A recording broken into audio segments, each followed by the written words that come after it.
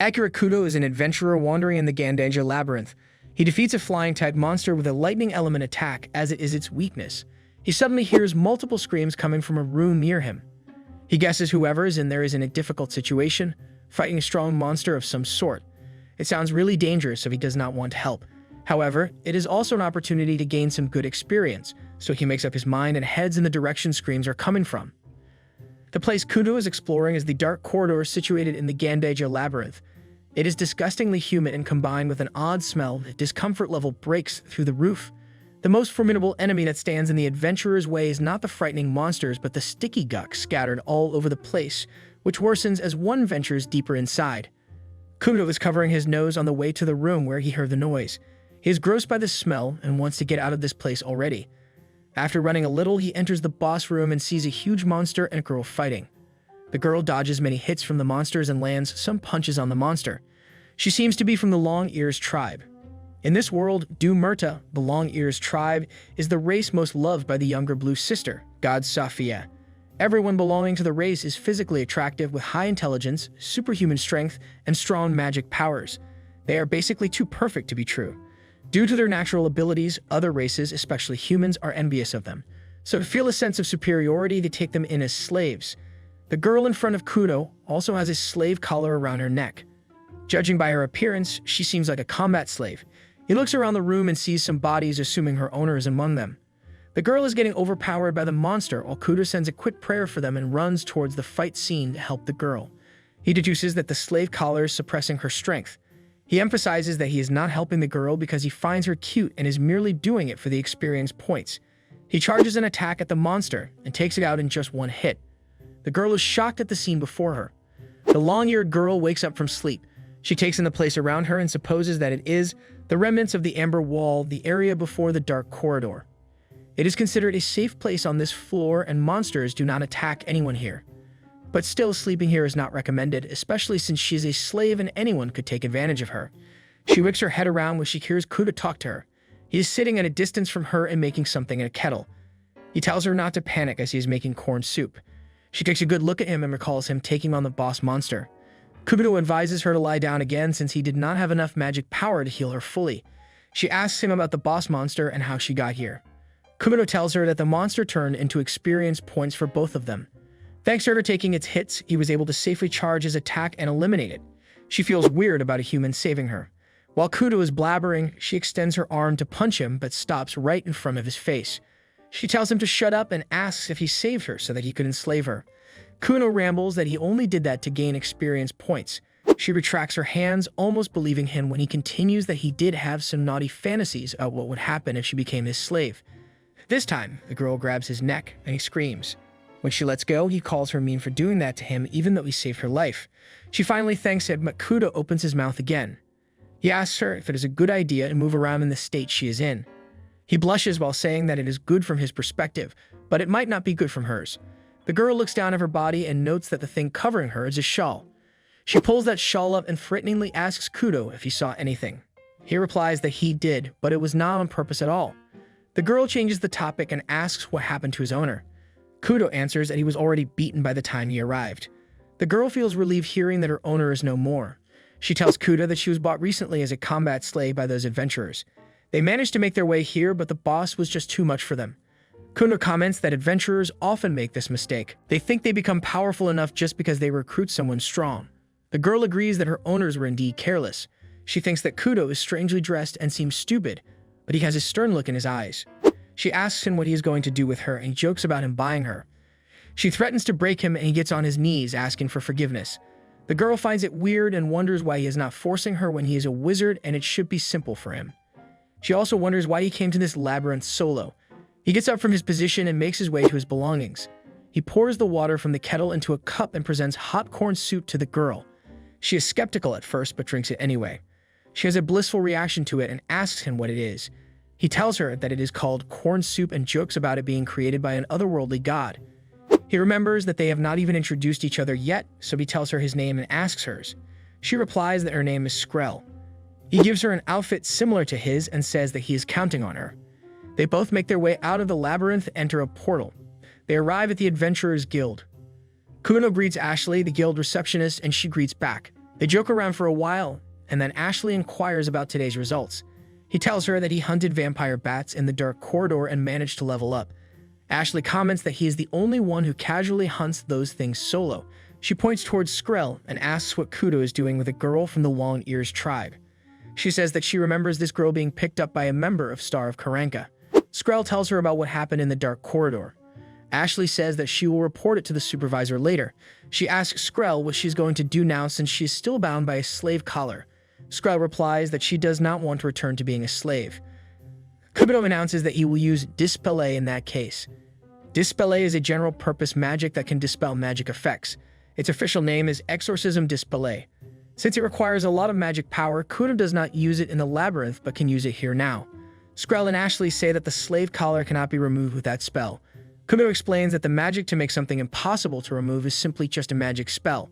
Magic is the act of a wizard tying together cause and effect to produce extraordinary effects. In this case, the collar is also bound by magic to bind Skrell. It can be safely assumed that there is also a rope that is tying this effect to a cause. If the link between the collar's magic and the binding's contract gets cut, then she can be freed.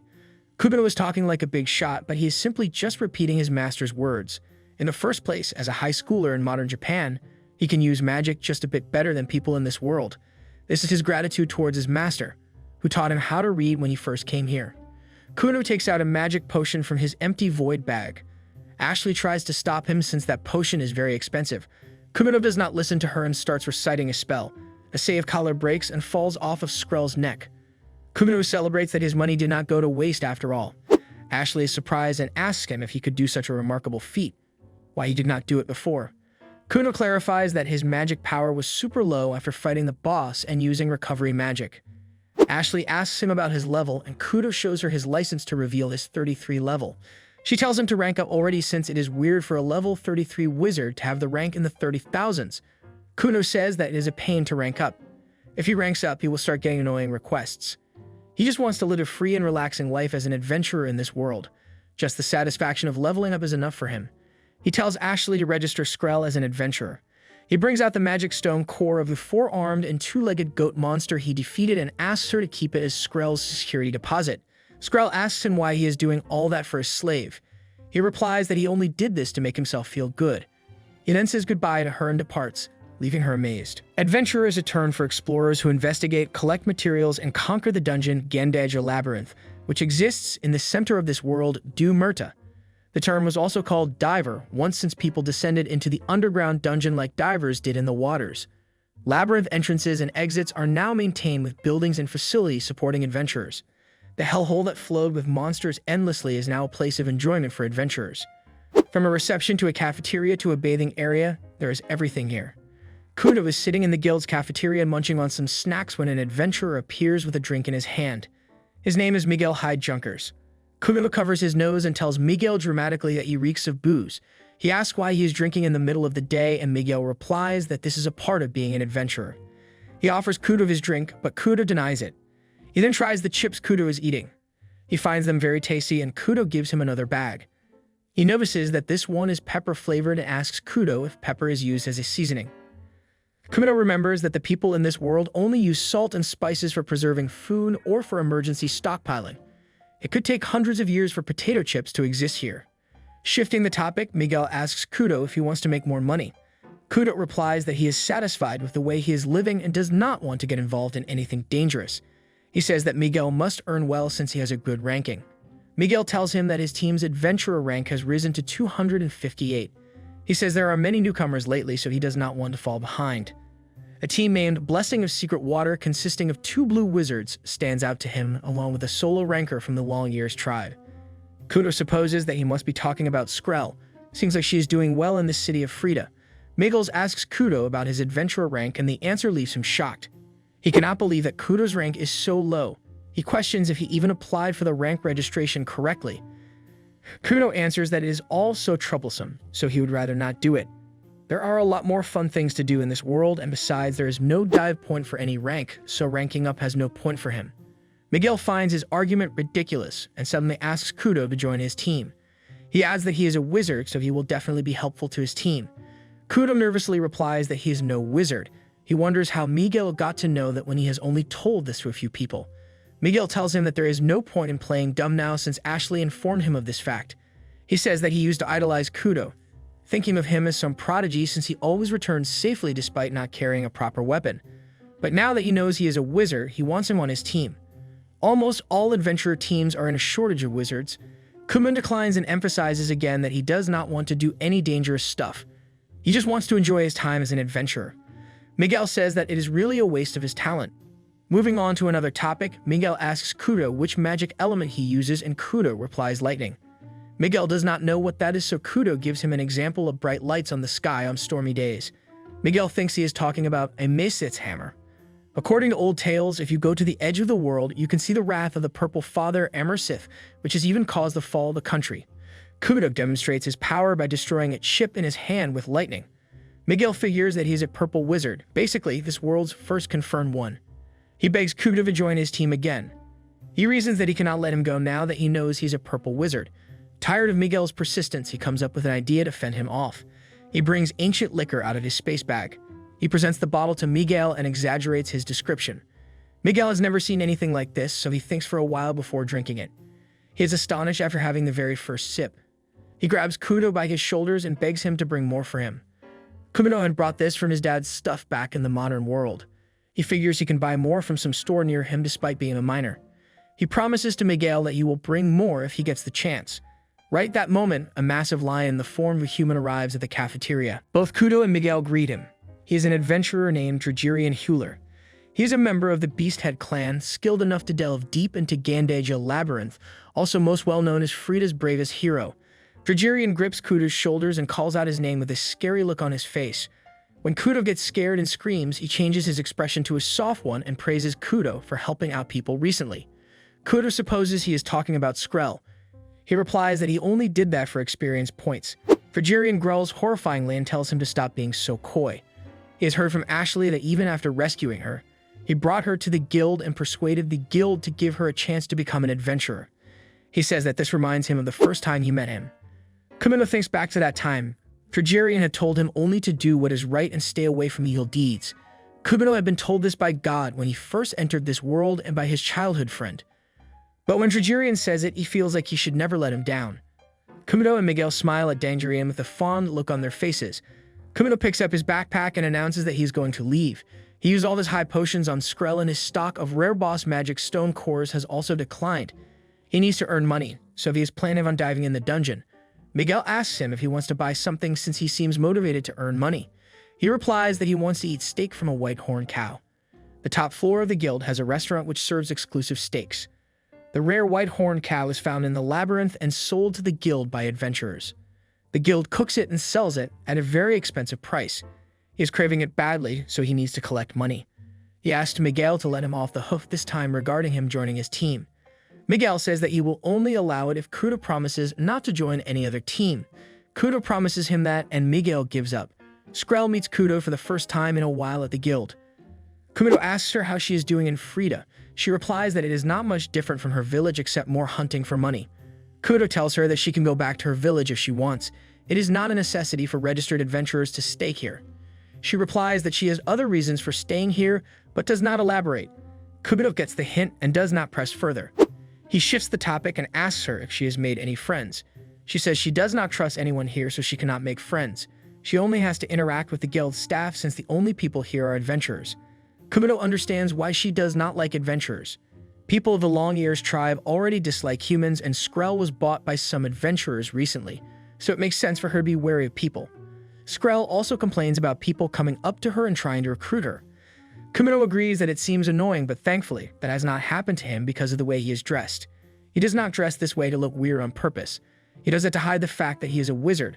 Most wizards wear robes to hide their class from others. Continuing the conversation, Skrell tells Kudo to call her Skrell instead of using her full name. Kudo agrees and asks her if she's going for a dive today. Skrell answers that she just came back from one and asks the same question from Kudo. He replies that he is going to eat steak today. Hearing that, Skrell insists on eating with him. She has a ton of money, so she can easily pay for the steak herself. She gives a bag of gold coins to Kudo as a payback for the magic potions and the magic stone core he used for her. Kudo rejects it at first, but Skrell forces him to take it. They arrive at the restaurant. Kudo orders 2 servings of white horn beef steak. It costs 5 gold coins each, which is equal to 50,000 yen. The waiter arrives with the steak in a few minutes. It looks delectable and both Kudo and Skrell seem fascinated. Kudo says he can finally fulfill what he has been waiting for and brings out black pepper, grated garlic, and soy sauce. Skrell says she has heard of black pepper and garlic, but she does not know what soy sauce is. Kudo first seasons the steak with some black pepper and then spreads some grated garlic on it. Then at last he puts some soy sauce on it. Skrell observes the process keenly. The manager appears before them and nervously states that the restaurant does not allow outside items. Skrell scares him away so he does not interfere. She seasons her steak with those ingredients too. Kuno takes the first bite of the dish and finds it so delicious that he makes a funny noise. He believes that the chefs of his world could never prepare a meal like this. He cannot even begin to describe how good it is. Skrell takes a bite from her own plate and her reaction is similar to Kudo's. The manager appears again and asks where he got all those things. Kudo replies that it is his secret. Skrell excitedly tells Kudo that the meal is delicious. Kudo recommends her to eat it with some extra butter. Skrell obliges and has the same reaction as before. Suddenly, Dragirian arrives there. He has the same old scary look on his face and he growls at Kudo. Kudo screams and begs him not to eat him. Dragirian says that he is not going to eat him and should get used to his look already. He tells Kudo that he was running an errand here, but the fierce aroma brought him to his table. He sees the seasonings placed on the table and begs Kudo to sell those to him at any price. Kudo says that he will just give those to him since he is always helping him out. Skrell interrupts and asks to use the condiments again because she is planning to order another serving. Dragirian says that he has no problem with that and tastes the soy sauce. He finds it very tasty and aggressively orders 5 plates of steak. He devours the steaks as soon as they arrive. He is elated after eating them and screams that his mouth is being violated right now. He says that it is such a horribly addictive way of eating steaks that it is awakening his wild side. Kudo smiles happily, seeing both Skrell and Dragirian enjoy their meals. He declares that he will bring wasabi soy sauce next time. Gandaja Labyrinth is built a lot differently than Kudo had imagined. When he thinks of a labyrinth, he imagines something like an ant's nest spreading out towards the lowest floor, but this labyrinth is nothing like that. Once you descend the Paran, you are greeted with a hazy, mirrored reflection of Dew Murta. Stepping into that ambiguous cloud transfers you to the base of a dungeon named Hierarchy. It is said that the most powerful god in the world designed this dungeon a long time ago. To make defeating the monsters in Dew Murta easier, he split the monsters into appropriate layers and connected them for easy access. Immediately down the first set of stairs lies the fabled forest path, where even low-ranked adventurers can start diving. The reason why the sun shines down here is because this space is connected to another underground area. Kubo is here currently, plucking some weeds. A giant orc appears suddenly and scares the hell out of him. This level is supposed to be beginner-friendly, so the monsters do not appear here. Kudo does not understand how this monster got here. Planning to run away from the orc, he falls down in the mud and gets his clothes dirty. The orc gets close to him, and Kudo gets up again to run. He is screaming while dashing away from the monster.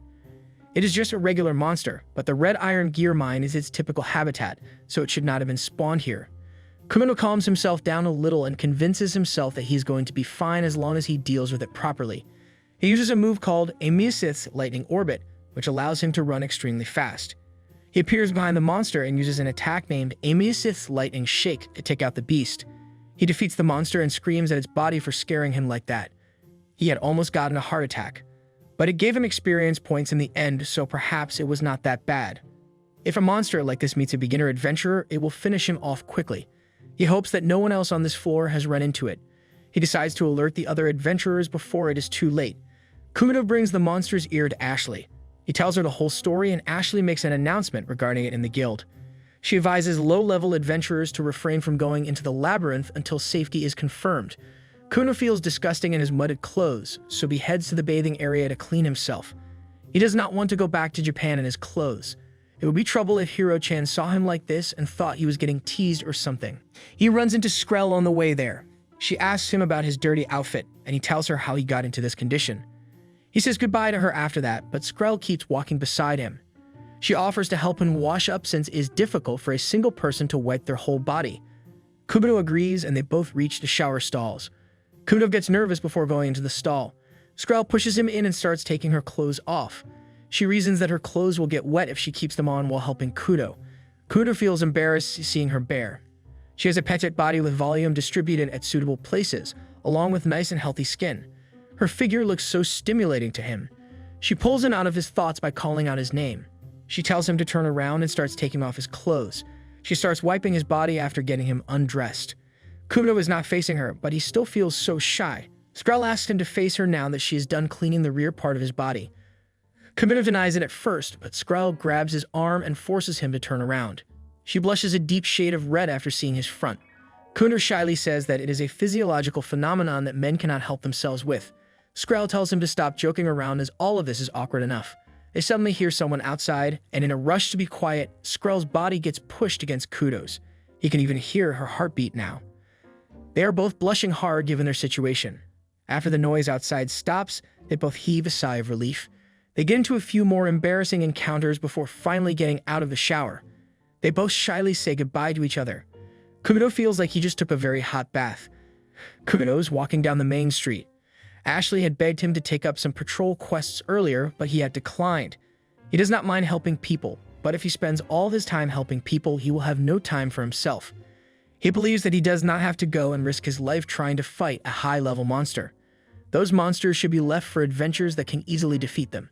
He does not want to fight any high-level monsters without proper preparation. Preparation is the key to having a safe dive in the Labyrinth. He will only dive when he is stocked up on enough items from Japan or Murda. He decides to go home after having a good day.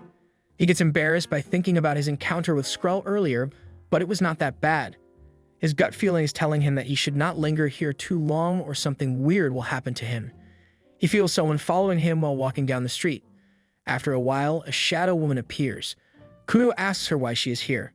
She calls him Akira and says that it was just a surprise for him. She is Kudo's master, the one who taught him how to use magic when he first came to this world. She is a mysterious being whose face is clad in the darkness, and her voice sounds more like a little girl than a young woman. She is a very skilled fighter who can defeat any monster with a single blow. She is definitely one of the most powerful people in Murda. On top of that, she is also kind. Kumino asks her if she is just here to bother him and tells him in advance that he is not going to any lair he is not comfortable with. She says that they made an agreement that she would teach him magic and he would have to do anything she asked. Kumino counters that it was a scam and he did not know he had to fight such a strong monster when she suddenly dropped him into the lower depths. Instead of teaching him magic the usual way, she asked him to acquire the magic stone core of a mighty monster. It was way too harsh, but it is also thanks to her training that he is able to use magic very well despite being in this world for only 6 months. However, he still does not want to risk his life fighting monsters stronger than him. He gets out of his thoughts when the master interrupts him. She informs him that they will be going to Dungy Ooze Baths today. Kumino opposes the offer because he believes the enemies there are out of his league. The master recommends him to take someone with him if he is that worried. He cannot ask Miguel because he is on a mission with his own team right now. He only has Skrell, Miguel, his childhood friend Hiro, and a few other friends. His master teases him for not having enough friends and decides to send him solo. She tries to persuade him by promising to teach him a new spell when he is done. She hugs him from behind and pleads to him to go along. She smells a woman's odor on his body and starts teasing him about it.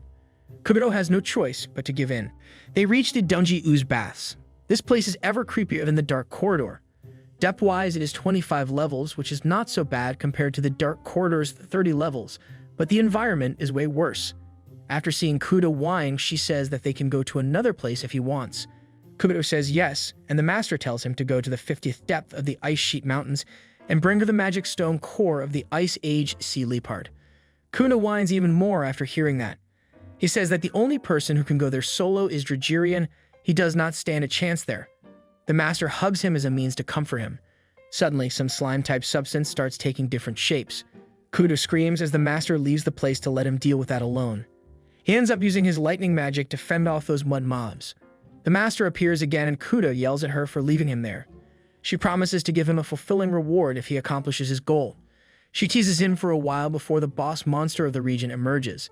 It is called the Toxin Chimera Zombie. It is massive in size and has a pit of poison surrounding it, so not many would dare to fight it. Swordsmen and archers have nothing on this monster. The only ones who can defeat it are wizards, but they are rare in this world and even rare as adventurers. Due to that, even high-ranked teams ignore the boss. Anytime it moves, the poison surrounding it gets thrown all over. Considering everything, this fight is going to be very dangerous. Kumino thinks back to a conversation with his childhood friend Hiro. They are sitting on swings talking about monsters and ways to defeat them when Hiro talks about her friendships being awkward lately. Kumino assures her that she can talk about anything to him. He might not be able to help, but at the very least he will listen. Hiro smiles warmly at that. Back to the present, Kudo stands face to face with the monster. He realizes that he will have to use a ton of magic power to fight it continuously. He is stuck in an awful situation. Kudo is at the Great Gale Wilderness now. He had managed to defeat the boss monster, so the master has to teach him some new spells as promised. The master asks him how many support magic spells he can cast at once, and Kudo replies that he can do 6 or 7. Support magic is the type of magic that anyone can use, contrary to attribute magic, such as Kudo's lightning magic. The disbelay spell he used to break Skrell's collar was a type of support magic, and there are many other types that can be used simultaneously. The master tells him that his lesson is going to be on how to cast attribute magic simultaneously. It works in the same way as stacking support magic, except it puts a lot more strain on the user. Kudo starts training to learn it in order to reach greater heights. A girl is getting overpowered by a low-level boss monster. The monster ejects some liquid on her, which makes her unable to move. She feels ridiculous, having been beaten by a weak monster. Suddenly, Kudo appears and takes out the monster with a single hit using his lightning magic. The girl thinks she has fallen in love. Kudo dips a lot of water on the girl so she can be clean of the weird liquid ejected by the monster. The monster was called Onuga Bigwork, and it was notorious for being hated by female adventurers. He takes out a hairdryer and starts drying the girl. Kudo notes that the girl has kimono ears and a tail. He supposes she is a part of the tail kinsfolk, followers of the younger green brother Jade.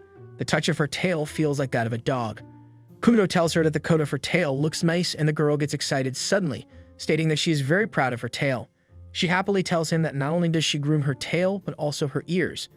Kudo says that it indeed is pretty and asks her how a high-level adventurer like her could done by a low-level monster. She replies that she slayed the boss of Hanging Gardens, but the fight was tougher than expected, so on the way back to the guild, she ran into that monster. Kudo thinks that he must be really extraordinary if she went to a place like Depth 48 solo and defeated the boss. He already guessed she was high rank because of her expensive-looking equipment. The girl finally introduces herself. Her name is Eldred, and she is a swordswoman of rank 54, level 48. Kudo is impressed by her rank and level and puts her in the same class as Dangerian in his book. Kudo introduces himself too and tells her that he's a purple wizard. Eldred is surprised to know that purple wizards exist. They discuss what to do with monsters' remains and part ways after a while. Back in the guild, Eldred cleans herself up and gets dressed. She had offered to repay her debt to him, but he declined. She supposes he is a really nice person. At the reception, she reports about her taking down the boss of Hanging Gardens to a receptionist named Maya. She tells Maya that she is disappointed in herself because she got herself into trouble on the way back. Maya cannot believe that someone like Eldred made a mistake like that. Eldred tries to ask Maya about Kudo, and Maya figures out that Eldred is in love just by the way she talks. She tells her his name and asks for information about him. Maya asks Ashley about him, who is sitting right beside her. She even announces that Eldred has fallen in love with Kudo. Eldred's face is red by embarrassment, and she keeps denying Maya's words. Maya reads out documents related to Kudo and tells Eldred about his rank. Eldred cannot believe he is ranked that low because the guy can use Tier 4 magic. Tier 4 magic is not something any wizard can use. It is powerful enough to influence the way, and Kudo had suppressed his strength while defeating that monster. Ashley tells her that Kudo himself does not want to rank up. He has a pretty solid record and has defeated a lot of monsters solo. Eldred finds his feats impressive. Maya asks Ashley why he is not ranking up when he could easily rank in the top hundreds and make a name for himself. Ashley answers that Kudo is only here to enjoy the Labyrinth and does not care about ranks. Eldred thinks that he is just like her father. He always used to take a walk deep in the Labyrinth, and being forced to go with him, she grew strong too. Ashley pulls her out of her thoughts by saying that her crush on Kudo can be interesting. She believes that things could take an exciting turn now that Skrell and Eldred both are involved with him. Ashley and Kudo are having chat at the guild. They joke around at first, with Kudo mocking her for being greedy. Then Ashley asks Kudo if he can make potions. Kudo finds the question suspicious, so he answers no. But Ashley already knows that he can make them. Kudo does not want to tell people about it because then they will ask him to make potions for them. In this world, potions are a very precious commodity. It is a drink that can heal not only physical injuries but also traumatic injuries.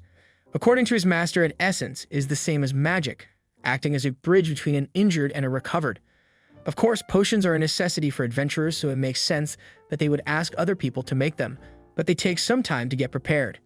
If Kudo spends all his time making potions, he would not be able to explore the Labyrinth. Ashley inquires about a golden potion he sold a while back. Kumino recalls the preparation of the potion. It was a mixture of a regular potion sold at the guild and an energy drink from the modern world. He was obsessed with making potions for a while. At that time, he used to sell the leftover potions made by trial and error to the guild for Ashley, and one of them was a golden potion. Energy drinks and teas are very effective for people of this world. Ashley says that so many people wanted that potion because it worked so well. She divided it into small portions, but it was still very effective. She did not tell anyone that Kudo was the one to make that potion because he could get into big trouble. The effects of the potion are really good. Regular potions only heal, but the potion Kudo made also temporarily raises a person's abilities. Kudo is sure that it is because of the energy drink mixed in the potion. Ashley shows him a document with people's feedback on it. People have been thanking the gold potion for all kinds of things, even unrelated things like getting a girlfriend or winning a bet. Kudo is shocked seeing all the responses to his potion. He asks Ashley how so many people had access to it when he just sold a small amount that should not be enough for this many people. Ashley replies that it works well even in smaller quantities, and that is how it was sold to many people. The guildmaster randomly named it the gold potion, and it is currently the talk of the town among top tanks. The last potion she had in her pocket just skyrocketed to 20 gold coins in less than an hour. After all, drinking it boosts one's stamina, vitality, strength, and sturdiness all at once. This is why it is so expensive. Ashley does not understand how Kudo's potion has effects like this when it is a medicinal herb. Kudo averts his eyes and says that maybe it is because he mixed a lot of things together. Ashley makes a manipulative face and asks Kudo to make some more potions and sell them to her. Kudo denies her and they start arguing over it. Kumino does not want Ashley to take advantage of his potions and earn money through them. She threatens to tell everyone that Kudo can make effective potions so people would bother him. Kumino threatens her back that if she tells people, she will never be able to sell his potions to earn bonuses. Ashley clasps her hands together and begs him with tears in her eyes. Kumino finally gives in. Ashley celebrates and reports it to the guild master right away. Ashley comes back after reporting to the guild master and tells Kudo that he was delighted. She asks Kudo to make more potions this time since the new guild master focuses on adventurers' well-being more than material quotas, and the gold potions are having a good effect on the adventurers. She hands him a Potion Meister card, which is a license issued by a guild specializing in potions so people do not sell fake potions. The Freda's Potions Guild has been absorbed into the Adventurers Guild because the Adventurers Guild is the one that buys the most potions from them. The license she gave Kudo has the title Meister Extraordinaire, which is the highest rank. Kudo argues that he does not deserve this title since he does not make potions from scratch. Ashley says that he mixes things together, so he is still a Potion Meister. They argue jokingly for a while before Kudo leaves, deciding to negotiate the purchase of potions later. Kumino arrived in Du Murta about 6 months ago. He and his friends tried out ways to go to another world in the Occult Research Club, and one of them succeeded, which is why he became an adventurer in the world of Du Murta. After that, he met everyone's hero, Tragerian, and learned the basics of Labyrinth exploration from the representative of bad people, the Labyrinth Guide Seeker Sensei. Later on, he met Master Rix, who taught him how to use magic. As he was busy with his master's requests and studying magic, he did not have enough time to make acquaintances. He thinks that maybe it is time to make friends in this world. Suddenly, a boy appears and calls out his name. Kumino recognizes him and tries to avoid him. The boy corners him and Kudo asks him who he is, since he does not remember his name. He introduces himself as Ricky Rudiano. He claims that they both have died together a few times. Kudo thinks he is being a bit cold to him, but he cannot help it since every time he sees him, he challenges him to a fight. He is a wind magic user who is always coming at him like this. Even now, he asks Kudo to fight him again. Kudo says no as always. Ricky does not understand why Kudo always rejects him when dueling is the best way for wizards to test and polish their skills. Kudo answers that he simply does not want to get hurt. Ricky does not buy his answer. Kudo asks him why he is so obsessed with him, and he replies that he wants to become the greatest wizard in Freda, and in order to achieve that, he has to defeat Kudo. Kudo still does not understand why it has to be a novice wizard like him. Ricky is yelling at Kudo when Skrell makes an appearance. She asks Kudo if she can join him for the diving today, and Kudo accepts the offer. She holds his hand while walking, and Kudo asks her what she is doing. She innocently questions if he does not like it. Kudo is helpless against that, so he gives in. Skrell finally notices Ricky and asks about him. Kudo pretends that he does not know him at first, but then ends up telling Skrell everything he knows about him. He is a wind wizard with the blessing of Jade, the green god. Green wizards are as useful as the blue magicians in Labyrinth explorations. Kudo asks Ricky if he was boasting about graduating from a big academy the other day. Riki tells him that he has graduated from the Miriam Magic Academy, which is considered the world's finest institution for teaching magic. Kudo is unimpressed and does not say anything. They had an encounter the other day when Kudo was coming back in a daze after being badly beaten by his master, so he mistook Riki for a monster and sprayed black pepper on him. Riki does not consider that a proper end, so he is asking for another match. Kudo makes an excuse to get out of there, but Riki decides to go with him and Skrell. At the Labyrinth Depth 10 Yellow Cliff Ruins, Skrell beats a monster with just her fists. Riki seems impressed by her martial arts skills. He realizes this is why the Long Ears tribe is one of the strongest races in this world. There are other powerful races in this world too. For example, the Beast Head tribe has the blessings of the yellow god Topaz. They are all fierce beasts and are regarded as symbols of bravery. Then there is the Tail tribe protected by the grand god Jade. They are said to be a proud and free-spirited race with beast ears and tails attached to human-like figures. The strongest of them all is the Phantom tribe, whose blessing is given by the red goddess Ruby. They are known for wearing the fur of animals they have hunted. They are powerful, but their energy consumption is so high that they often collapse. Riki asks Kudo how he knows Skrell, and Kudo tells him the whole story of her rescue. Riki deduces that Kudo is very good-natured for doing so much for a stranger. Kudo apologizes to Skrell for making her defeat all enemies till now. Skrell says that those monsters are nothing for her. If it were not for her shackles, she could have taken out the four-armed, two-legged goat. They move to a safe zone to rest. Kudo offers Skrell a sandwich with noodles. She does not know what it is, but she eats it happily anyway. Riki says that he has noticed Kudo bringing strange food all the time. Kudo replies that he does not want to eat unappetizing preserved food, so he has specially prepared food supplies.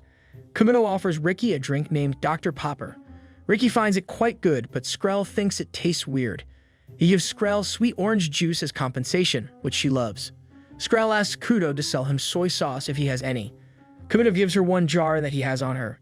Riki asks him where he came from because he does not seem to live in Freda. Kudo accuses him of being a creepy stalker. Riki defends himself that he is only asking this because he has something that other people in this world do not. Skrell joins in that she has been wondering about it too. Kudo tells them that he is from another world. He came here while he was investigating ways to transfer to another world. Technically, he met God first and gave him a scorecard. People in Jumurda are given this by God when they are born. Since he was not born here, so he got it directly from the Purple Father God. Riki is shocked that Kudo has met God in person. Skrell tells them that she has met Goddess Sapphire too. She often comes to her village to check on people, and that is the case for other races too. Riki states that humans do not get this opportunity. Kudo has to go through God's place every time he comes to do murder. He sees him so often that he is like an uncle to him. He has helped him travel between Japan and do murder and has given him the power to do magic. He is really grateful to him, but he just looks like a regular uncle. Riki asks him if God told him to do something when he let him enter this world. He answers that God said nothing in particular. He just told him to enjoy his life in this world. Riki and Skrell seem like they have very different images of God in their heads. Skrell holds her hands together and thanks the purple god Amasith. She claims that it has nothing to do with Akira. Akira decides to go and have fun in the labyrinth, earning experience points and leveling up. As he is walking, he comes across a crowd and realizes he can't pass through it right now. He does not want to, but has no choice and decides to go through the back alley. Freda is a very lively city. When he goes to its back alley, its atmosphere changes a bit. Not only is it uncrowded, but it is also where dangerous people hang out. He must remain vigilant of his surroundings here, Akira thinks. If a situation calls for it, he can run away using high-speed acceleration and solid, strong might to take a few aims. He has been hassled a few times before, but he has escaped them every time. Still, there is always that lingering fear that can't be avoided. As he is in the midst of these thoughts, a girl approaches him from behind, scaring him in the process.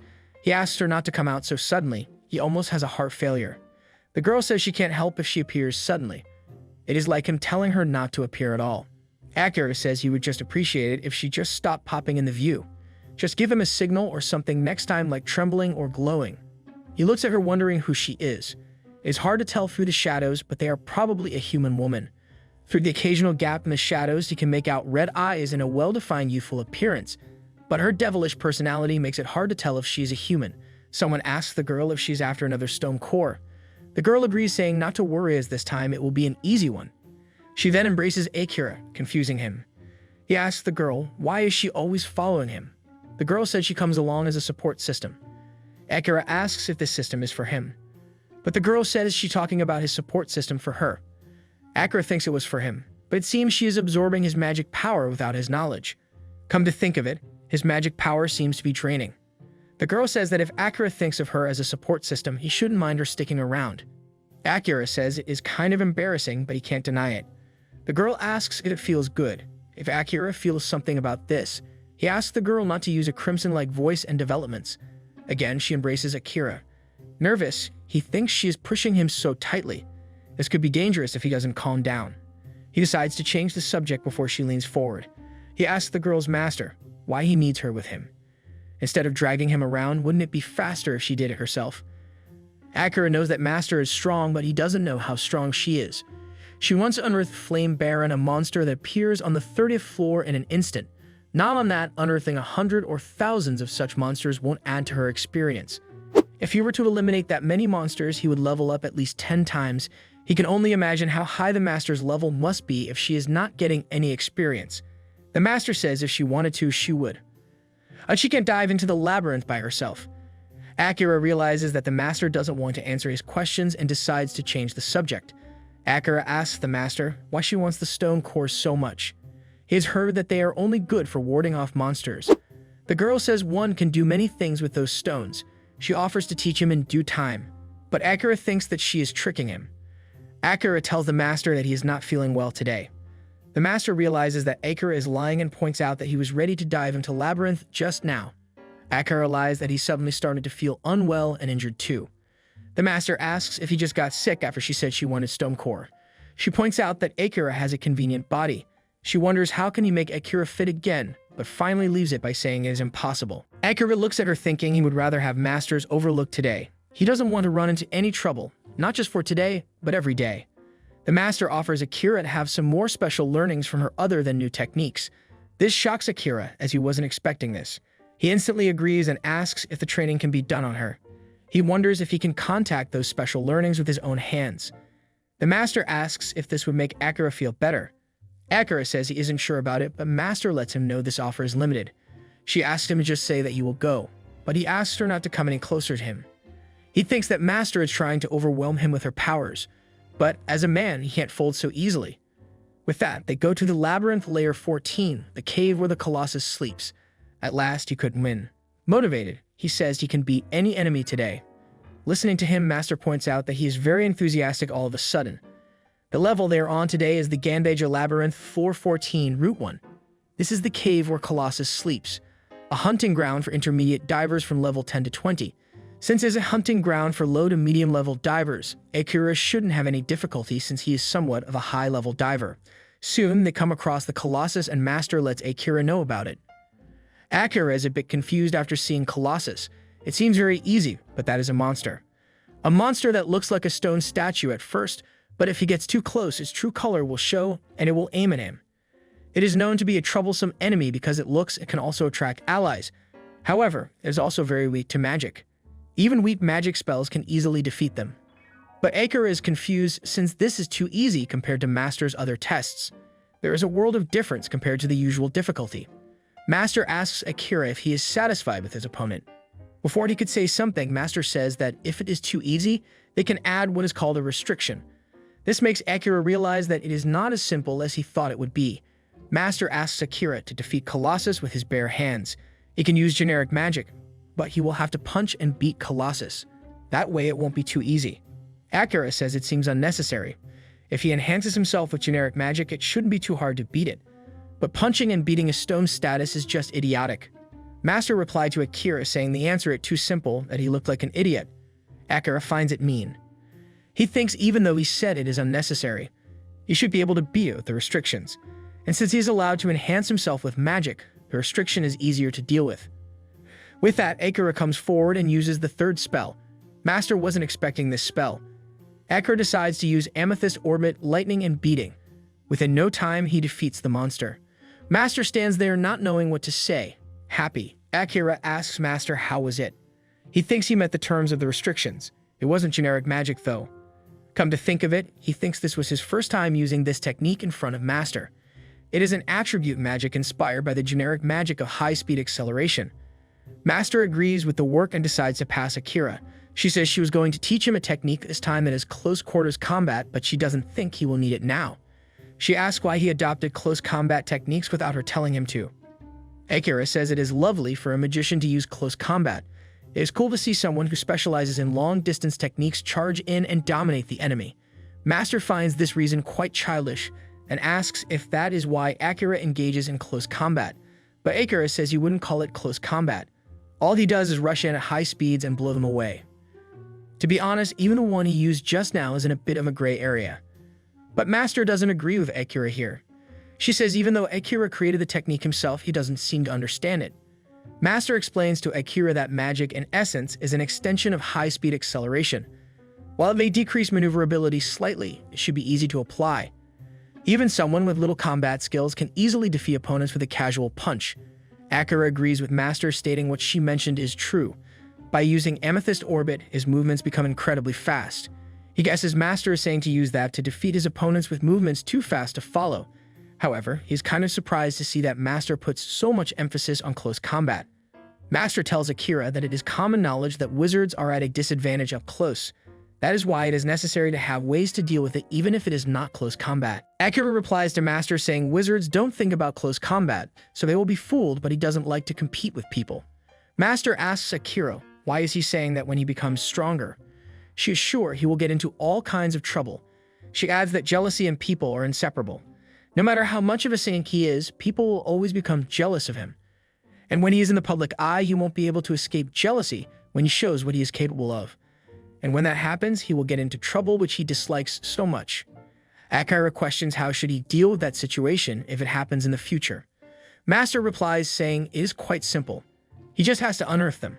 Akira says unearthing them is a bit too much. But Master says this is the fastest way. Akira says that doesn't seem humane. Master tells Akira that close combat isn't the only danger wizards face. Akira questions what other dangers magicians have to face, to which Master replies another wizard. Akira questions if she means a higher level wizard. He will inevitably run into one, so she's saying he should have ways to turn the tables on them. Master says that is also true and questions what will he do when he is outnumbered by wizards. She questions what will Akira do when he is surrounded by magic from all sides. Akira replies to Master saying he would use defensive magic like a barrier or a shield.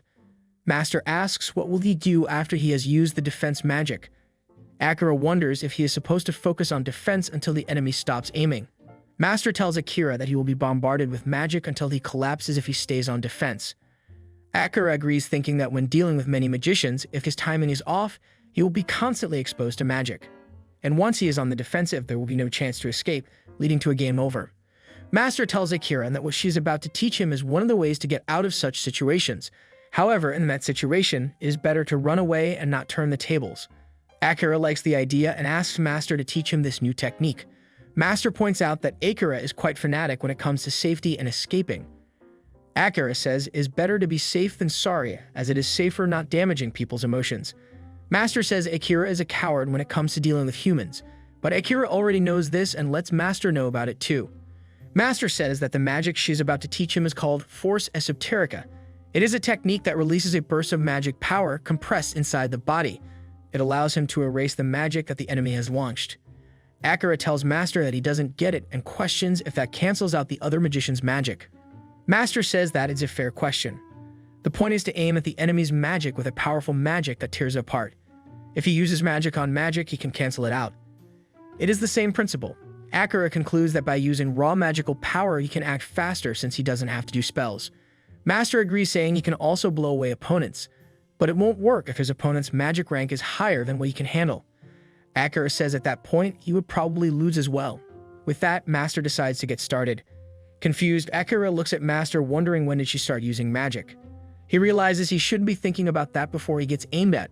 Master launches her magic at Akira and he tries to defend himself. He concentrates his magical power and releases it. He can't believe Master did that so suddenly. He couldn't even get the time to get sued by the surroundings. He says he could have been eliminated if she did something that powerful. He screams at her and Master asks Akira to stop screaming. If he thinks they are done with just that, he doesn't know her well enough. Akira cries as he has come across a demon master. Master asks Akira to do his best and launches his magic at him again. She says if he doesn't survive, he can't get the special treatment they discussed earlier. The monster he beat before wasn't difficult, but the master's training was very problematic. It is not like he is going to take those special treatments from Master and talk about it afterward, though. Master is a woman of her word, so he enjoyed the feast. The next day, Akira is at the Driver Guild's canteen in the free city of Freda in the other world, Melta. He is here to have a light meal before diving. However, he doesn't like the taste of the canteen food, so he brings his food. After that battle, he tried to make the big pig he fought on the 18th layer in the Labyrinth submerged city into refute. He wishes he could have made it himself, but he didn't have the cooking skills to make it, so he asked his mom for some help. He is not much of a cook, so anything related to immersed food is too much of a hurdle for him. And if it is not an easy-to-follow recipe like the ones he can find on YouTube, he will mess it up. But after a few tries, he managed to do it on his own.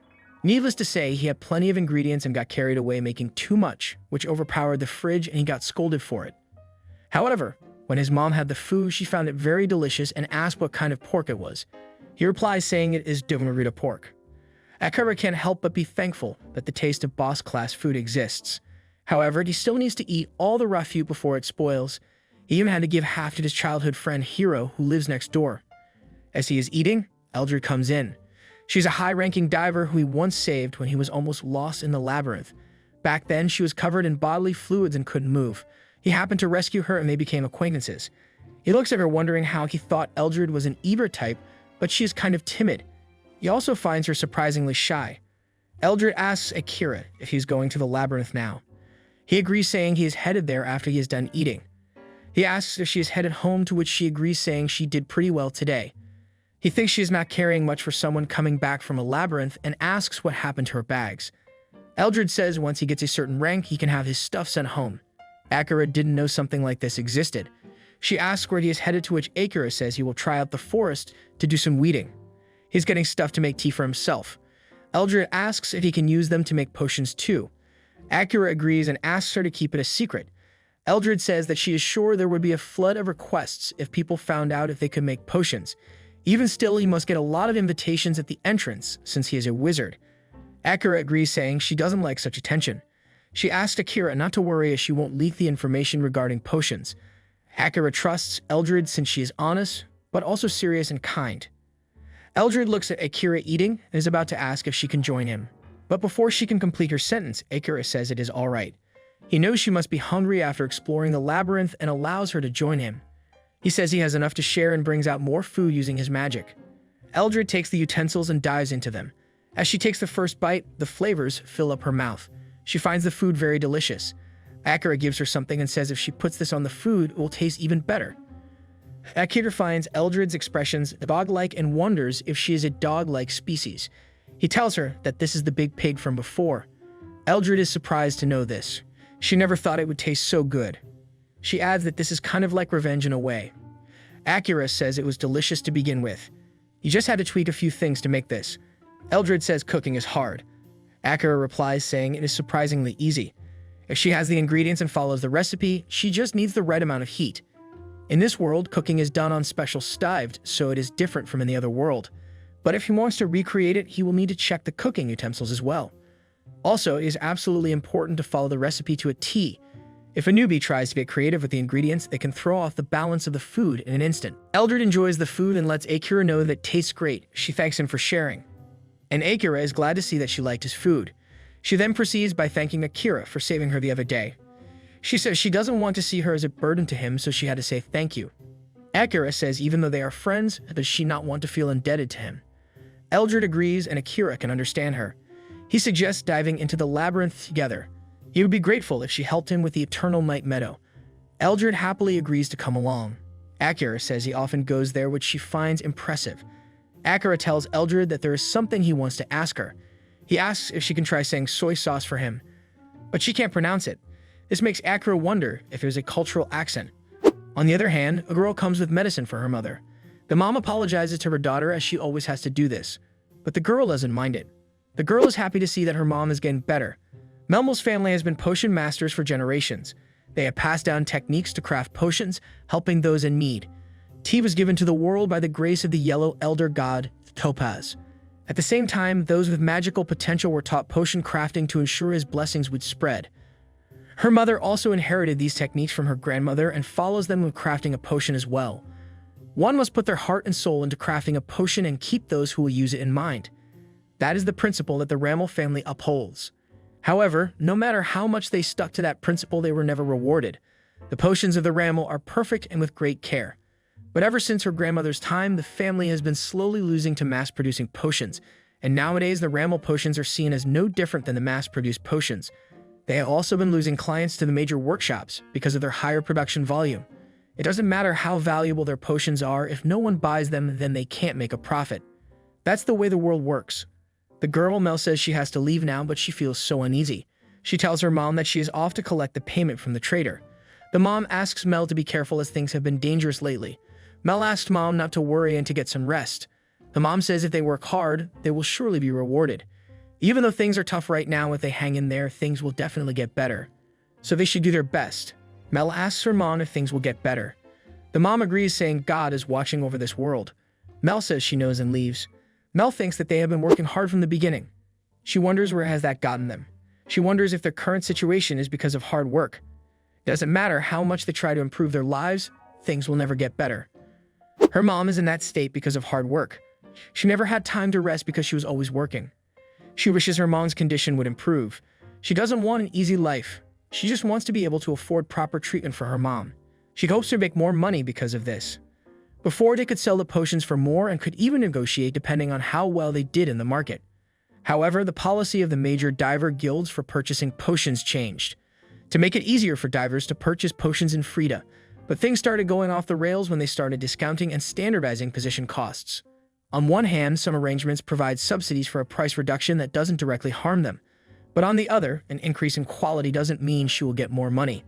Now they are under pressure from large companies that can produce mass. Smaller, quality-focused workshops like theirs will go bankrupt sooner or later. And now there are rumors that the major companies are warning distributors in order to monopolize the market. Even if they work hard, there is nothing they can do. Thinking that someone will come to their rescue is just living with false hope. This world will never change.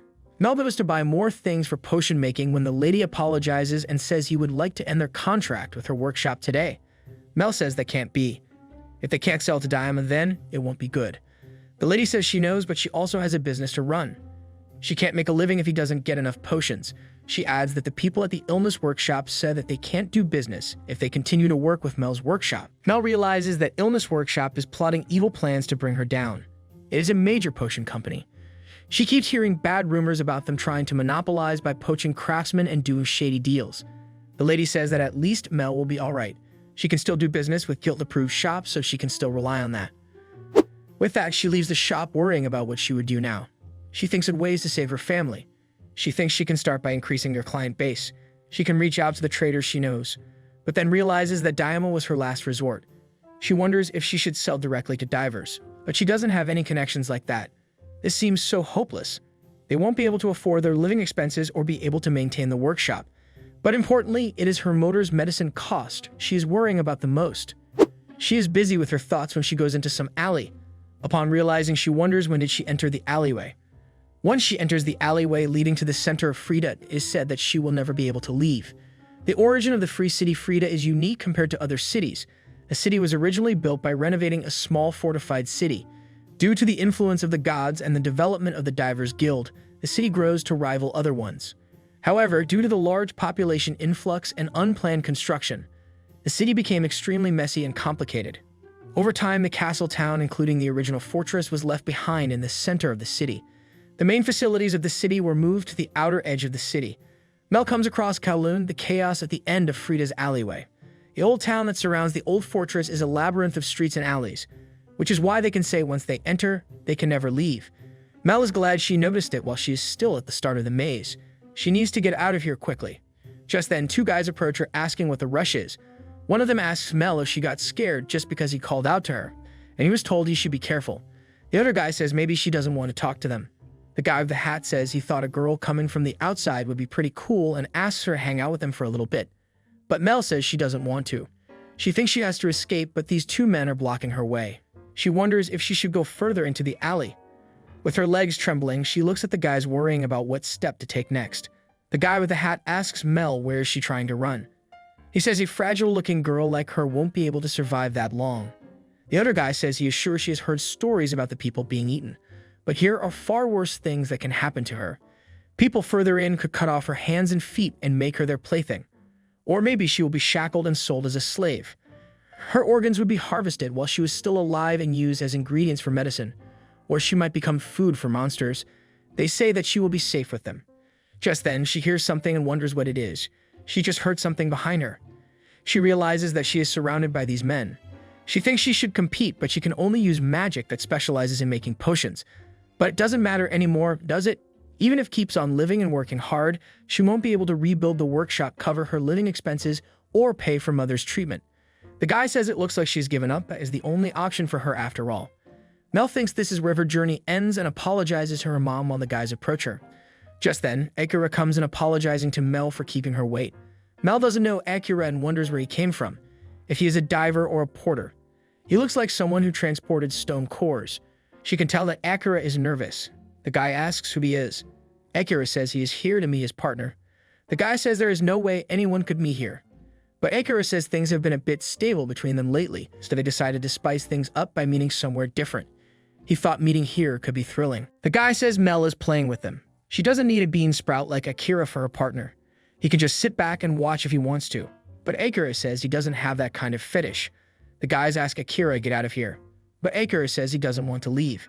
The guys shout at him and demand that he leave, which frightens Akira. Mel knows Akira came here to help her, but she asks him to get out of here. But Akira doesn't think he can do that. The guy with the hat takes out a dagger and warns Akira to leave or he will cut him into pieces.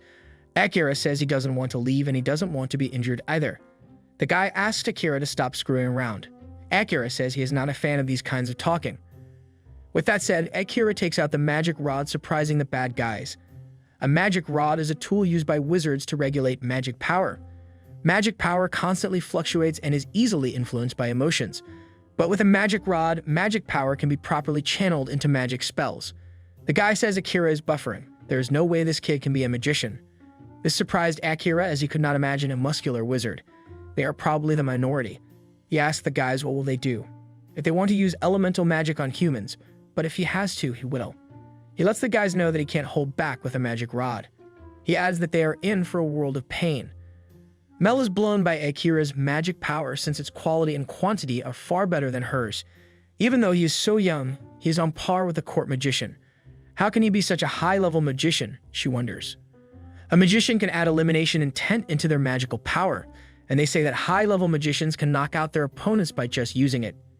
Akira is all lightened up when the guys give up. They let Akira know that they won't bother Mel again and ask for forgiveness. With that, the bad guys run away.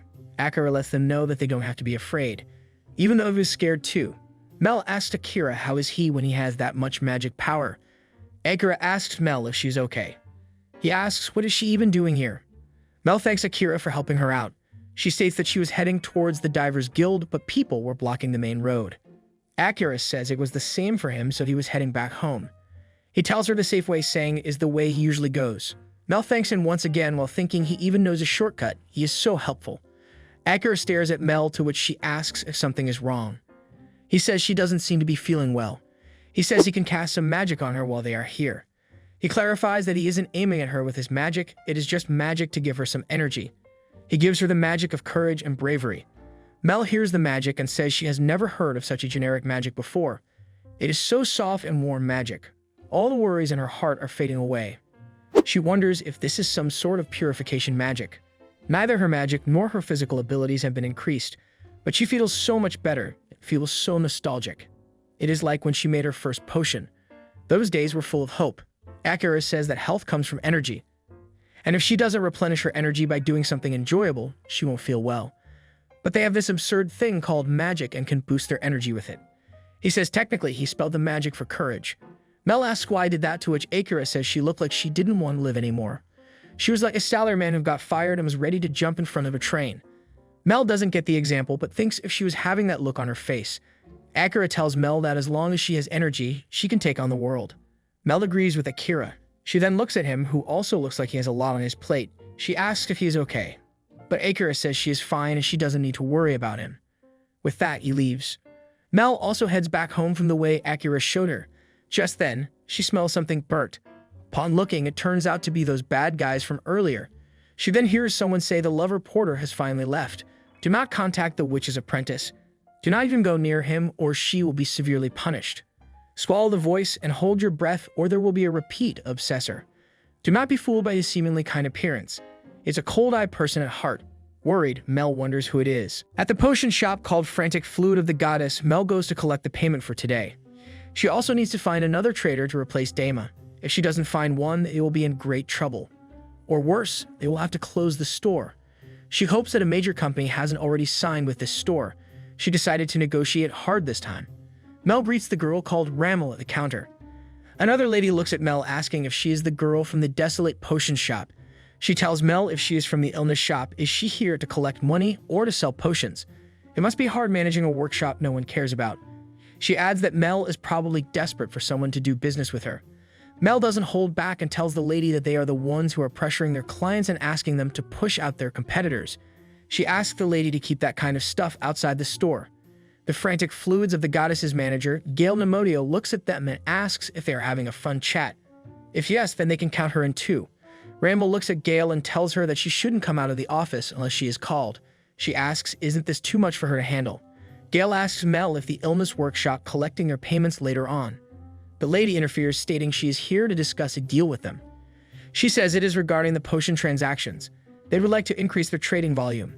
But Gail replies to the lady from illness by saying she can't agree to this. As an authorized store, they have a limited amount what they can trade at once. The lady says they know this. That is why they want them to reduce trade with other workshops. She adds that Gail will gain from this as well. They promise that they will have a priority, that their shop will have priority on all high-quality potions.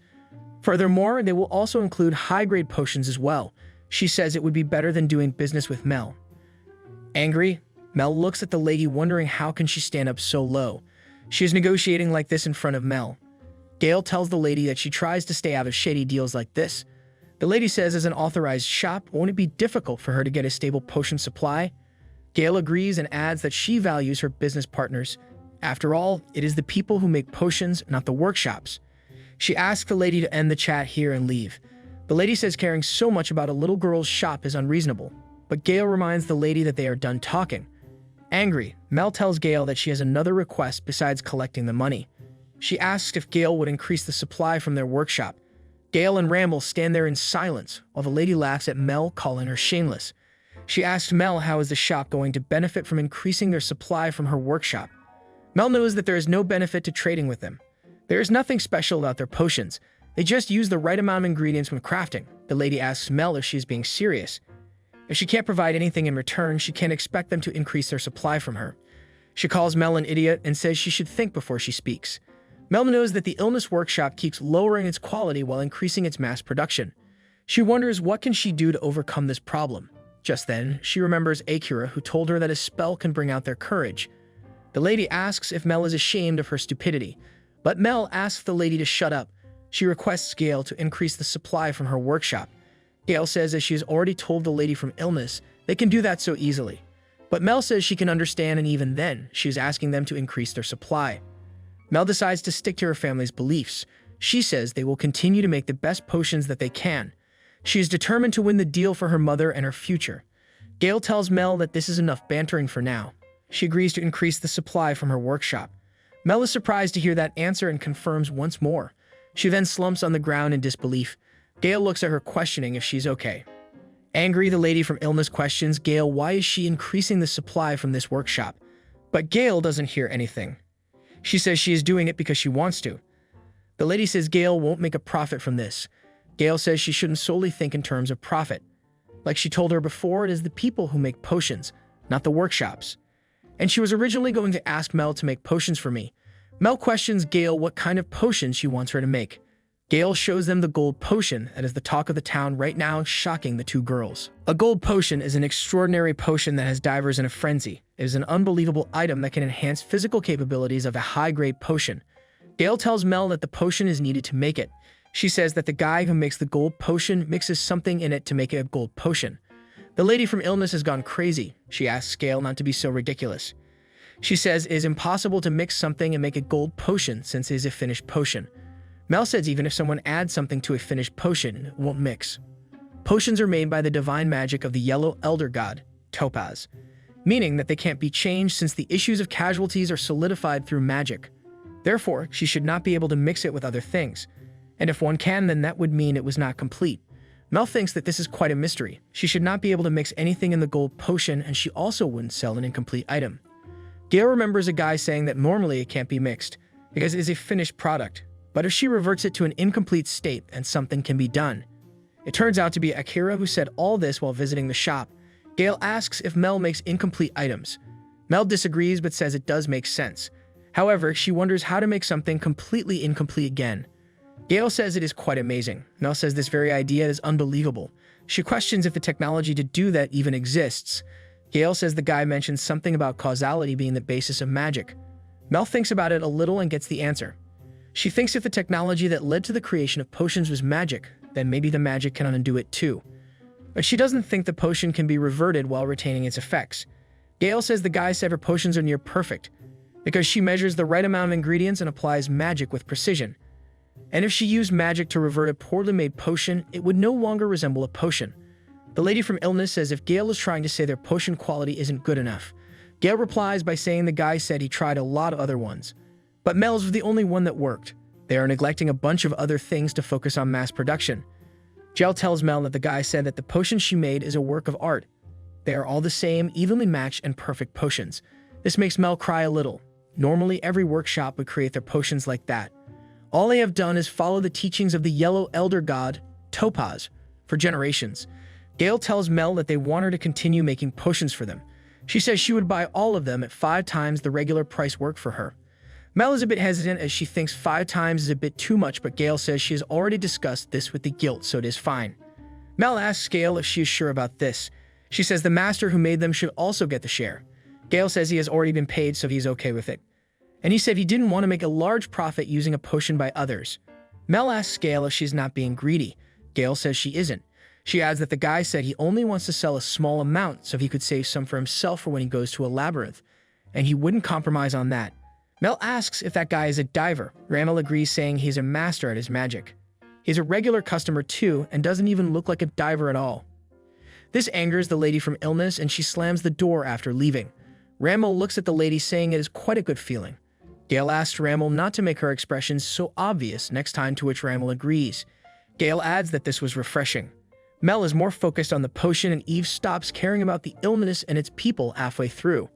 Gail says she guesses Mel is more interested in the potion and hands it over to her. Mel drinks the potion and is completely shocked. She finds it amazing how quickly it works after taking it. Her whole body feels invigorated, like she just leveled up. It is completely unheard of, but this is crazy. Gail looks at Mel and says she tried it herself and it has remarkable effects. She asks Mel about her opinion. Mel says it is not a potion, it is something else. Even if she had the recipe, she couldn't make this. It would require the magic power of a very high-ranked magician. Gail asks Mel what she means it is not a potion. Mel says she can't explain this. She just knows that it is not a potion. The master who made this must be a high-ranked magician to rework the secret of Topaz and create a different potion. His skills and way of thinking terrify her. Gail remembers that she needs to pay Mel and gets back to work. Ramel wonders where she put the payment and looks for it. Mel got them to increase the supply from her workshop, and they are now selling them for a much higher price. Because of this, Mel can finally rebuild her workshop. She can afford better treatment for Mother. She quickly heads back home to tell her mom about the news. She embraces her mom, and with teary eyes, she wonders if maybe God is watching them. Akira goes to visit the certified potion store on the 2nd floor of the guild. After negotiating with Ashley, he has decided to provide his items to them regularly. As he enters, Ramel welcomes him into the Divers Guild official potion shop, the Frantic Flute of Goddess. Akira looks at her, wondering if the shop's name is still terrible. Ramel apologizes to Akira, saying all their regular potions are out. Soon, she realizes it is Akira. She asks what she can do for him. Is he finally going to buy something expensive? Akira replies to Ramel by saying he can't afford anything expensive. Ramel says he came at a bad time. A diver who was waiting for the shipment bought almost everything. Or rather, she can say that they dove for them.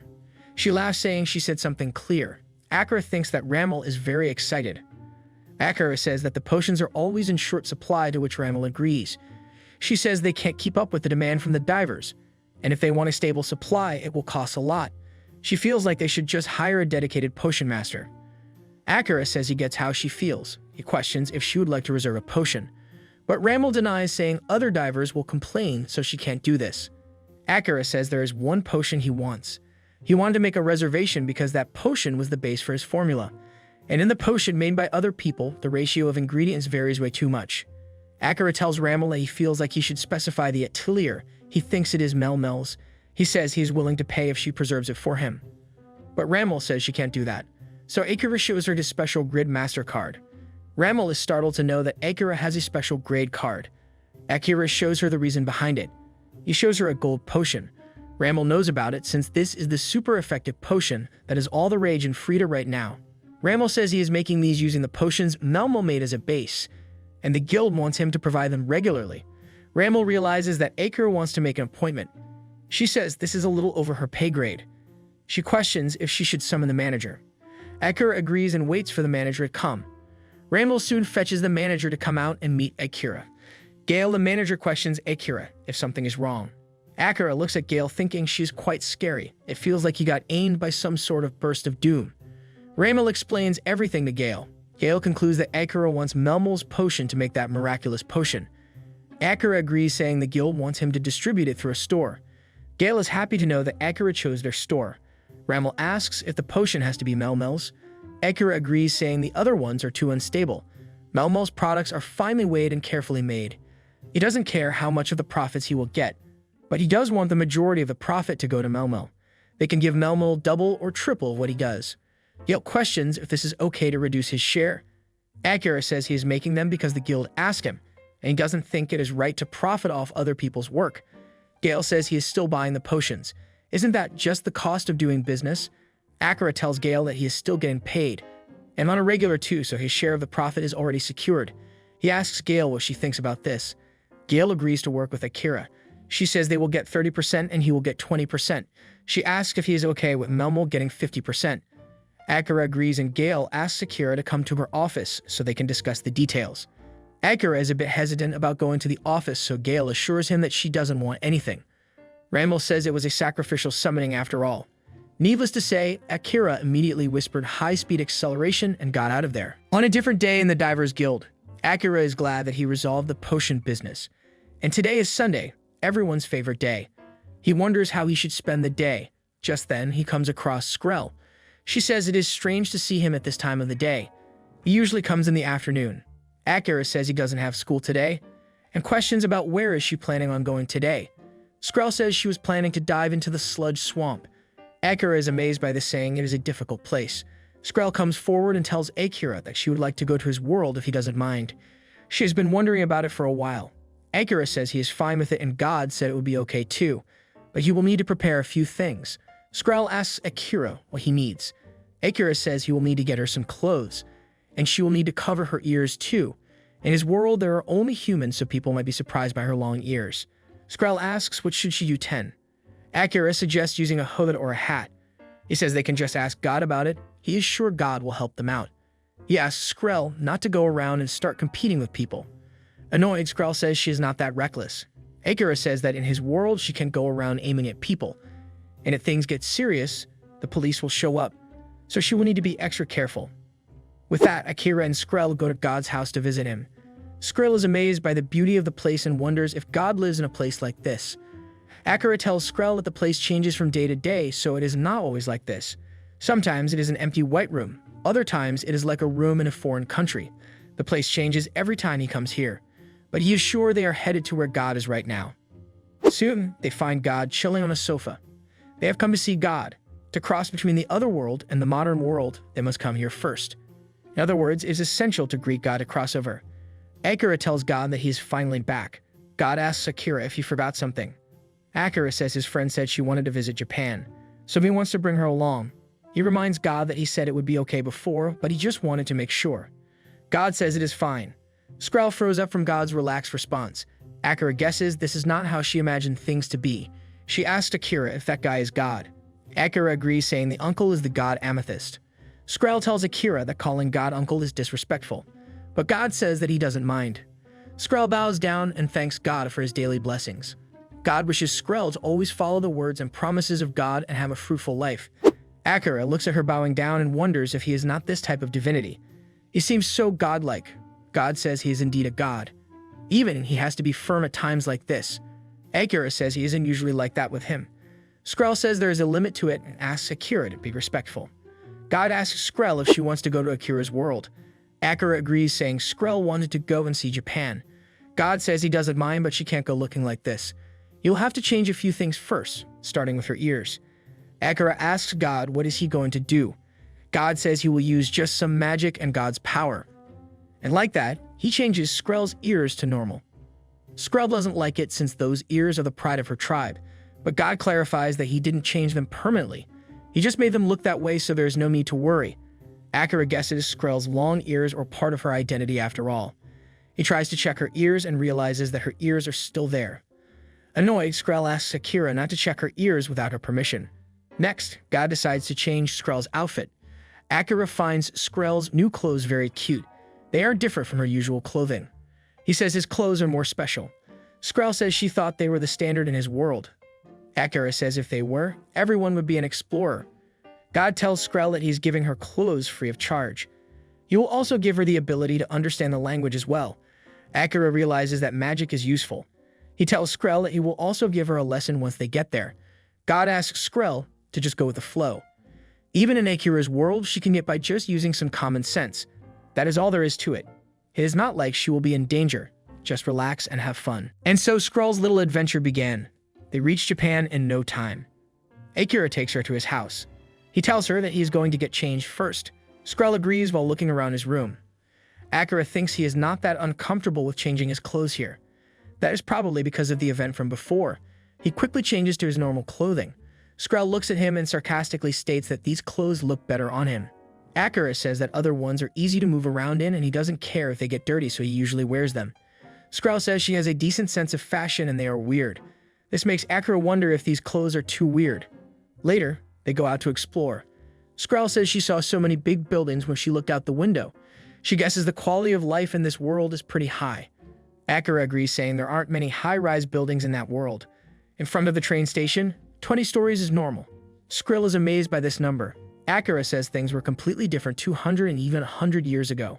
Skrell questions how can things change so fast. Akira says it just goes to show that man's greed knows no bounds.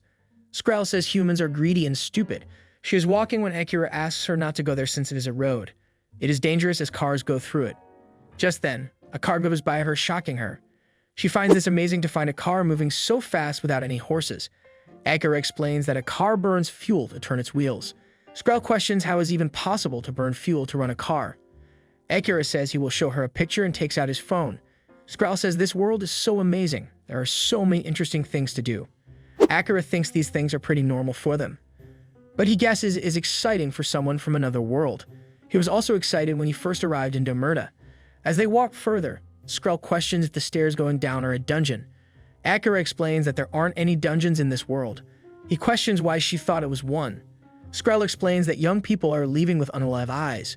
She can only assume that they are coming from a very deep level. Akira asks Skrell if she would like to go in since she is very curious. Skrell agrees, saying she wants to go. Akira thinks they have done this before, but he is still nervous when Skrell offers her hand. He thinks it would be rude to not accept her hand at this point. He feels like he is on an outing with Skrell, but Skrell clarifies that they are not on any special outings. Embarrassed, Akira wonders why are they holding hands then. As someone who easily falls for people who are nice to him, he is bound to get the wrong idea. Anyways, they walk around when they come across some noise. Skrell quickly covers her ears since the noise is irritating her. Akira buys custard cream and chocolate cream for both of them. Meanwhile, some guys approach Skrell asking if she would like to hang out with them.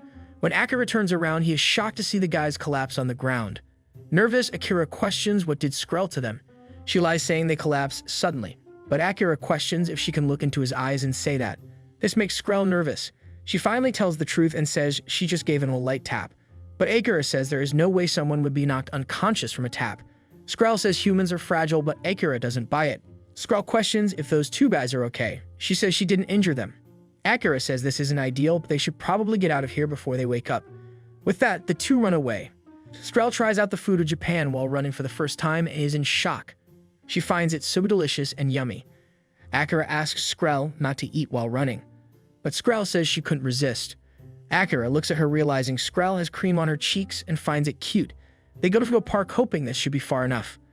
Akira looks at Skrell and finds out she has finished her crepe already and is staring at hers.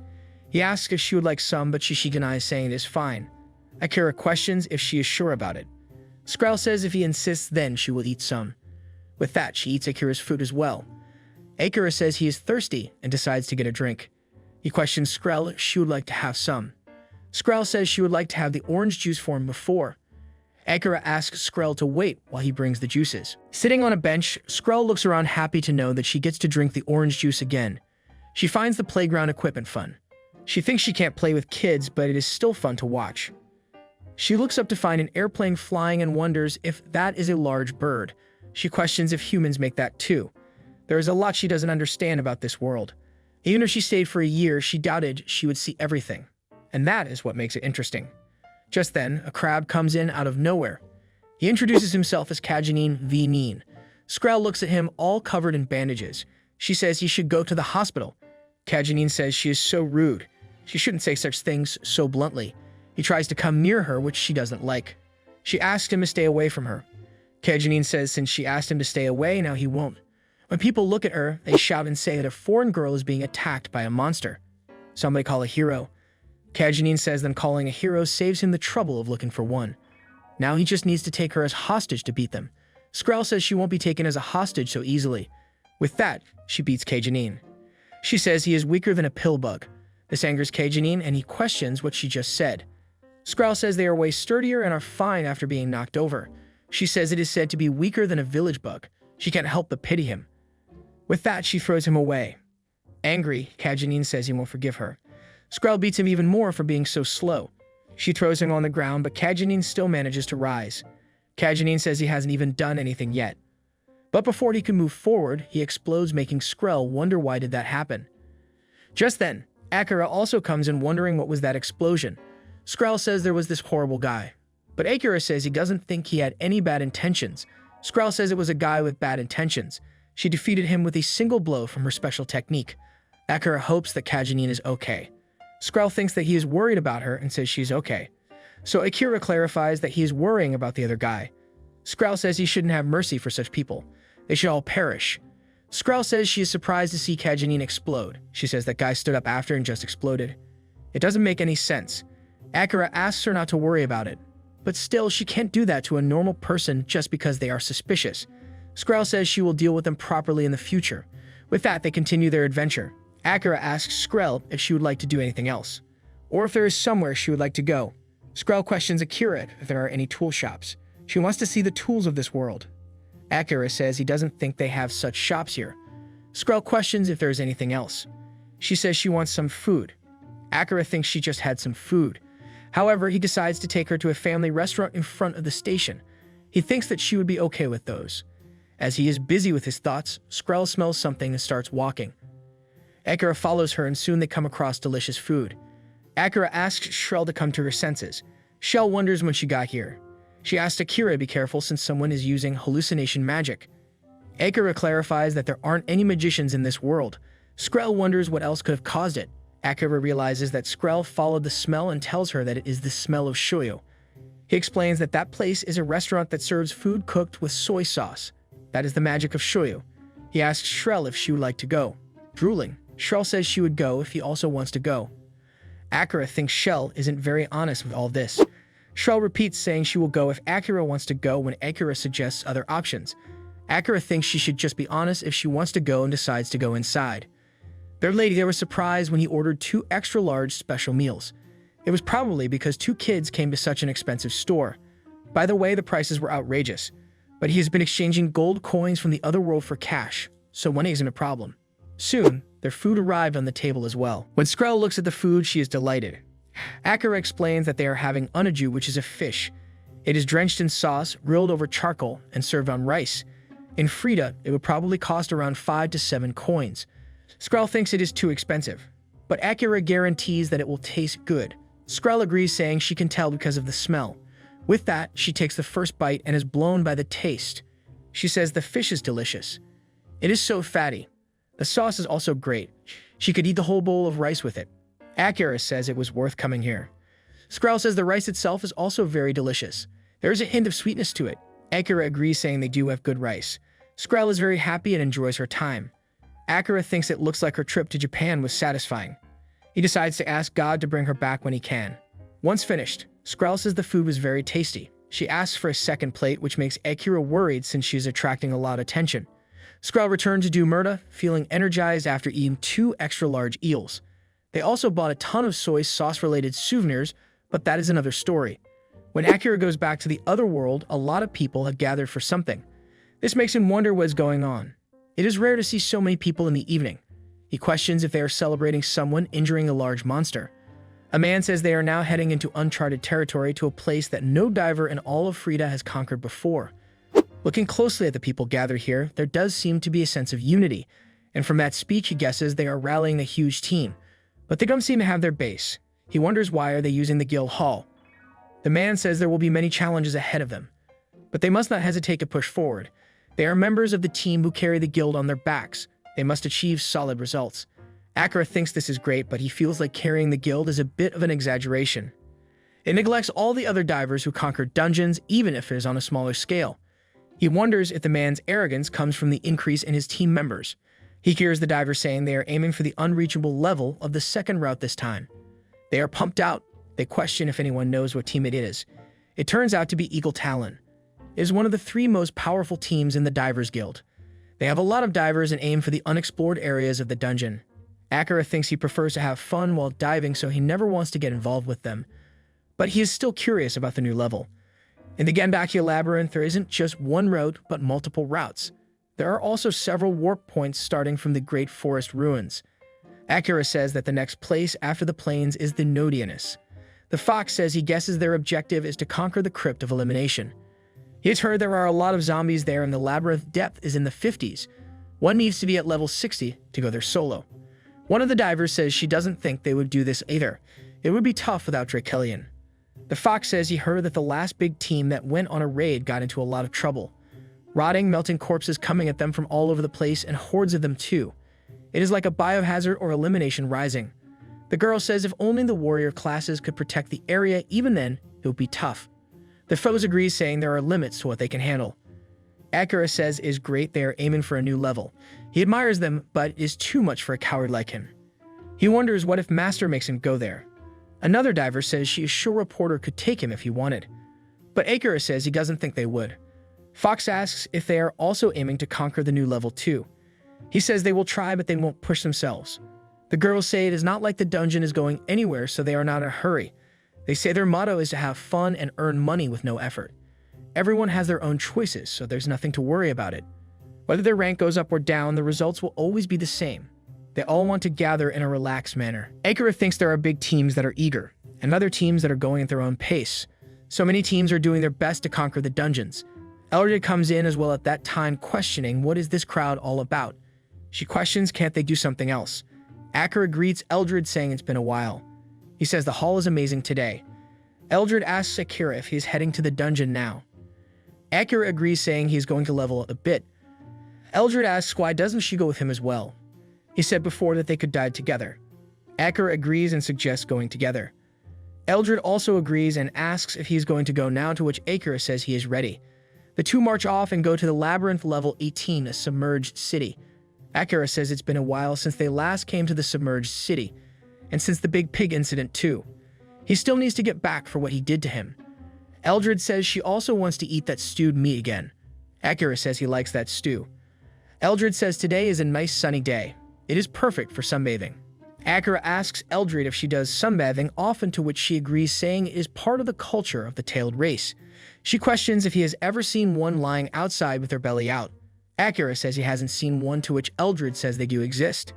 Akira asks Eldred if she also sunbathed with her belly out. Eldred replies, saying she doesn't. She finds it pretty indecent.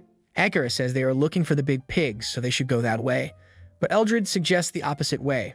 Before Akira could say anything, Eldred moves, making him wonder how she moves so fast, and aims at the plant next to her. Akira is stunned by this view. Crozler, a large carnivorous plant that aims at any divers it sees. It uses its roots as legs to walk. Occasionally, torn bodies of divers turn up at the guild, most likely unroofed by this thing. It is considered to be the barrier against divers who want to enter the fourth route. But for Eldred, this monster seems to be no problem. Or maybe it is because she is level 48, so she doesn't waver even if sneak aimed. Akira praises Eldred for her fast defense. Eldred says these plants are annoying for new divers. It's always nice to cut them down their number a little. She suggests to keep going. Akira agrees, thinking they are going the way Eldred suggested. Soon they come across chorus seals. They are cute and friendly creatures that live in groups along the beach. Because they are rare, guild staff is stationed on the beach to watch over them. Akira questions if they came here just for the chorus seals, to which Eldred agrees. Akira guesses everyone likes them. Eldred questions Akira if he likes them too, to which he agrees, so she suggests playing with them. As the name implies, the chorus seals are seals that sing. They all cry out at once and gradually come together in one beautifully unified voice. It is another way they help divers relax.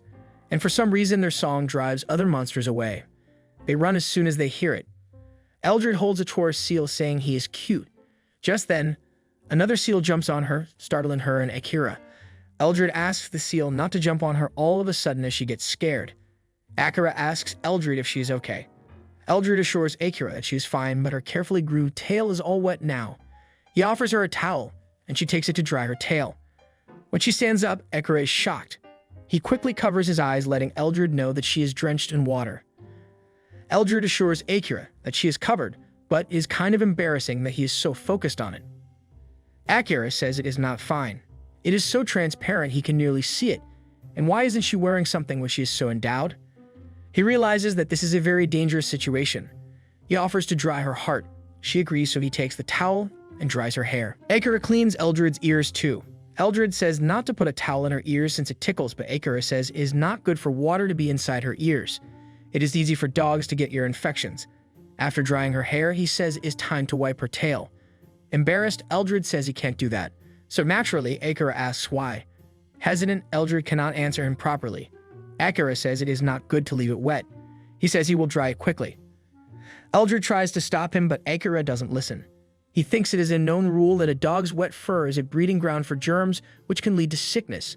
Let's wipe it off quickly, then dry it with a hairdryer. As he dries her tail, he notices that her tail is very beautiful. He tells Eldred about it, but she asks him to stop. He apologizes and says he has wiped most of it off, so let's just dry the rest. Eldred tells Akira that she told him to stop. Akira apologizes for not stopping. She says he owes her, to which he says he will pay her back somehow. After that, they explored the submerged city, checked out the red iron and gear mines, and then left. His original goal was to hunt a big pig, but he couldn't keep up with Eldred. She sliced it up within 5 seconds. He hoped she wasn't taking her anger out on it.